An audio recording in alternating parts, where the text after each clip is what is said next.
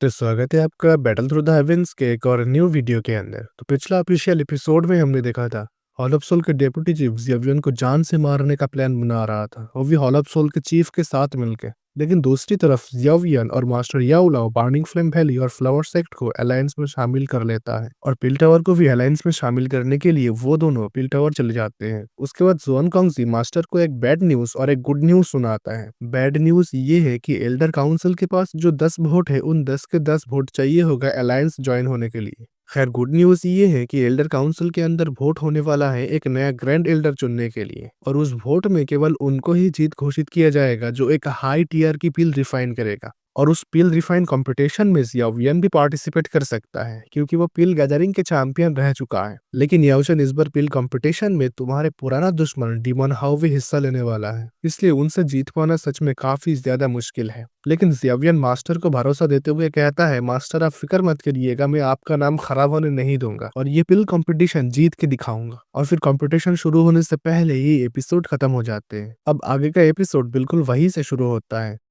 जहां पर इस समय ज़ियावियन, डीमन हाउ और कुछ एल्डर प्लेटफॉर्म पर उतर चुका था पील रिफाइन करने के लिए। उसके बाद ज़ियावियन और डीमन हाउ को छोड़कर बाकी सभी अपने अपने मेडिसिनल कल्ड्रॉन बाहर निकल लेते हैं और पील रिफाइन करना स्टार्ट कर देता है। लेकिन ज़ियावियन मेडिसिनल कल्ड्रॉन बाहर निकलने की वजह उसने अपने हेवनली फ्लेम को बाहर निकालता है, जिसके बाद वो हेवनली फ्लेम एक बड़ा सा ड्रैगन बन जाते हैं और उसके अगले ही पल वो बड़ा सा ड्रैगन एक मेडिसिनल कल्ड्रॉन में बदल जाते हैं, जो दिखने में काफी ज्यादा खतरनाक था। स्मॉल पिल टावर के अंदर प्रेजेंट सब लोग इस नज़ारे को देखता है और काफी ज्यादा शॉक्ड हो जाते हैं। कुछ लोग तो ये भी कहता है ये लड़का अपने हेवनली फ्लेम का इस्तेमाल करके ये मेडिसिनल कल्ड्रॉन बनाया है। क्या उसे इस बात का डर नहीं है कि अगर वो फील्ड रिफाइन करते समय इस फ्लेम से बना हुआ कल्ड्रॉन के ऊपर से अपना कंट्रोल खो देता है तो उसका सारा मेहनत बर्बाद हो जाएगा। खैर ज़ियावियन इन सभी को नजरअंदाज करके अपना मेडिसिनल कल्ड्रॉन को ऑब्जर्व करता है, लेकिन उसने तुरंत पील रिफाइन करना शुरू नहीं करते हैं, बल्कि उसने धीरे से अपना आंख बंद कर लेता है। ज़ियावियन को आंख बंद करते हुए देख जुआन कांगजी कहता है, मुझे तो ये समझ में नहीं आ रहा है कि ज़ियावियन कौन सा पील रिफाइन करने का प्लान किया है। मास्टर याओलाओ रिप्लाई करता है, मैं आज तक जो कुछ भी सीखा हूँ मैं वो सभी ज़ियावियन को सिखा चुका हूँ, लेकिन मैं अपनी जिंदगी में कभी आज तक टीयर 9 के पील रिफाइन नहीं किया हूँ, इसलिए मुझे बहुत मुश्किल से सिर्फ 2 ही ग्रेड 9 का मेडिसिनल फार्मूला मिला है, वो भी लो ग्रेड ट्रेजर पिल का फार्मूला। तो देखो, एक ग्रेड 9 का मेडिसिनल फार्मूला काफी ज्यादा रेयर होता है क्योंकि एक ग्रेड 9 का मेडिसिनल फार्मूला एक टियन क्लास डाउ टेक्निक या फिर एक टियन क्लास कीवाई मेथड के बराबर होता है। इसलिए मास्टर याओलाओ सेंट्रल प्लेन्स के अंदर काफी ज्यादा फेमस होने के बाद भी सिर्फ 2 ही ग्रेड 9 का मेडिसिनल फार्मूला इकट्ठा कर पाया है, वो भी लो ग्रेड का। तो इस बात से आप अंदाजा लगा सकते हो कि एक ग्रेड 9 के मेडिसिनल फार्मूला की वैल्यू कितना ज्यादा है। खैर मास्टर और जुआन कांगजी जब एक दूसरे के साथ बात कर रहा था तब ज़ियावियन अपना बंद आंखें खोलता है, लेकिन तभी मास्टर की नजर ज़ियावियन के हाथ पर पड़ती है और फिर उन्होंने पहचानते हुए कहता है, अरे ये तो बोधिसत्व सीट है। क्या ज़ियावियन एक बोधिसत्व पिल रिफाइन करने का प्लान किया है? पास में खड़ी जुआन ई भी इस चीज को नोटिस कर लेती है और उसने कहती है, मुझे जहां तक पता है उस हिसाब से एक हाई ग्रेड बोधिसत्व पिल केवल 9 कलर पिल लाइटनिंग को ही बुला सकती है। इसलिए अगर ज़ियावियन बोधिसत्व पिल के ऊपर भरोसा करके डिमन हाउ को हराना चाहेगा तो ये उसके लिए थोड़ा सा मुश्किल होने वाला है।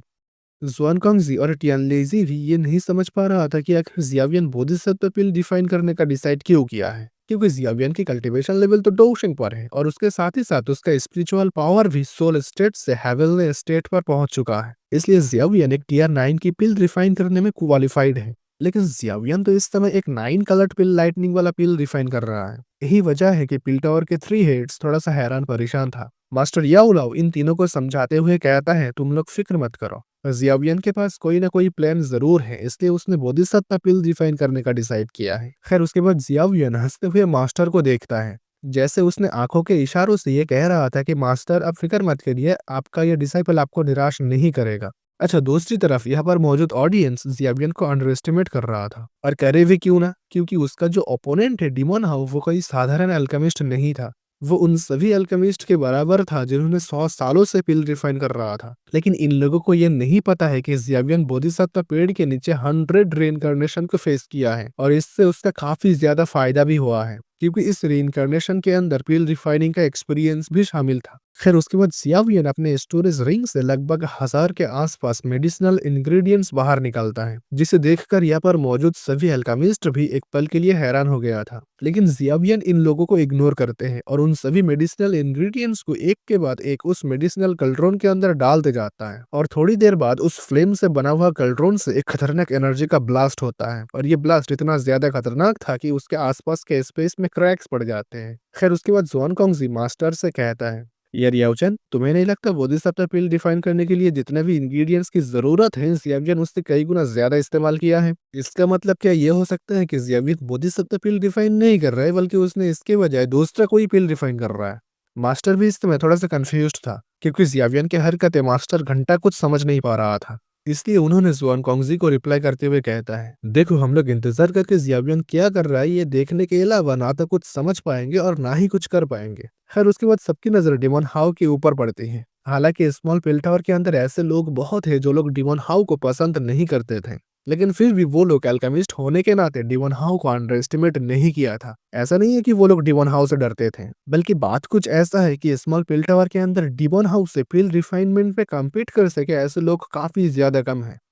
खैर अब हम थोड़ा सा फ्लैशबैक में चलते हैं। मास्टर याओ लाओ और डिमोन हाउ जब यंग था तब उन्होंने पेल गैदरिंग में हिस्सा लिया था, और उस समय मास्टर और डिमोन हाउ के बीच में एक टफ कंपटीशन हुआ था, जिसके अंदर मास्टर काफी ज्यादा मुशक्कत के बाद डिमोन हाउ से पेल गैदरिंग चैंपियन का टाइटल छीन लिया था। लेकिन वो घटना बीते हुए काफी अरसा हो चुका है, इसलिए समय के साथ साथ डिमोन हाउ का पिल रिफाइनमेंट पहले से और भी ज्यादा इंप्रूवमेंट हुआ है। यही वजह है कि एल्डर सिलेक्शन में डिमोन हाउ का जीतने का संभावना सबसे ज्यादा है। खैर इस समय डिमोन हाउ किसी को नहीं देख रहा था, उसने अपने फोकस अपने कल्ट्रोन पे रखा था। फिर वो अपने स्टोरेज रिंग से कुछ इंग्रेडिएंट्स बाहर निकल के उसे रिफाइन करते हैं, और ऐसा ही सेम प्रोसेस वो बार बार काफी आसानी से करते हैं, बिल्कुल एक अल्केमिस्ट गुरु की तरह। अच्छा, दूसरी तरफ स्टेज पर मौजूद 7 एल्डर्स सभी अल्केमिस्ट को ध्यान से ऑब्जर्व करते हैं। फिर उनमें से एक ने कहता है, लगता है ओल्ड डिमोन हाउ का जीतने का चांस सबसे ज्यादा है।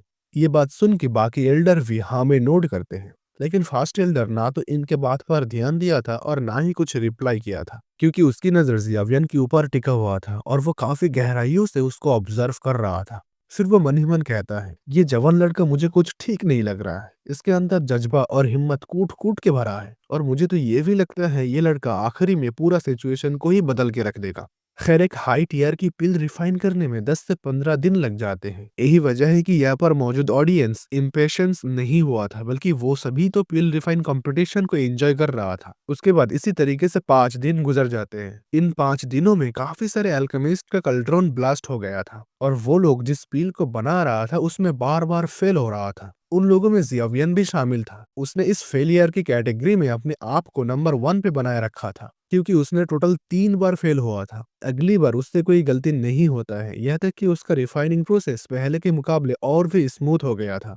उसके बाद और 5 दिन बीत जाते हैं, और इन 5 दिनों में फेलियर का नंबर भी पहले से काफी ज्यादा कम हो चुका था। और इसी तरीके से चलते हुए और 5 दिन भी गुजर जाते हैं, और इस समय काफी सारे अल्केमिस्ट के पिल बनकर तैयार हो जाते हैं, जिसके अगले ही पल बिजली कड़कते हैं और आसमान पर काले बादल इकट्ठा होना शुरू हो जाते हैं। थोड़ी देर बाद एक एक करके उस काले बादल के अंदर 7 रंग दिखाई देता है, लेकिन इस 7 कलर्ड पिल लाइटनिंग को ये सभी बूढ़े राक्षस उतने सीरियसली नहीं देखता है। जाहिर सी बात है, ये जगह सेंट्रल प्लेन्स नहीं था, बल्कि ये स्मॉल पिल टावर था। उसके बाद एक और 7 कलर्ड पिल लाइटनिंग अपीयर होता है। मास्टर याओलाओ उस पिल के ओनर को देखते ही पहचान जाते हैं और कहता है, लगता है ओल्ड लिंग इस रिजल्ट से खुश नहीं है, क्योंकि ओल्ड लिंग असहाय होकर अपना सिर हिला रहा था। खैर उसके बाद ज़ुआन कॉन्गजी डिमोन हाउ को देखते हुए कहता है, मुझे ऐसा लगता है डिमोन हाउ 3 दिन के अंदर अपना पिल रिफाइन कर लेगा, और अगर मेरा अंदाजा सही है तो डिमोन हाउ जिस पिल को रिफाइन कर रहा है उस पिल को फ्लेम डिमोन क्वाइट मिस्टीरियस पिल कहा जाता है, और ये पिल कम से कम 9 कलर्ड पिल लाइटनिंग को बुलाएगा।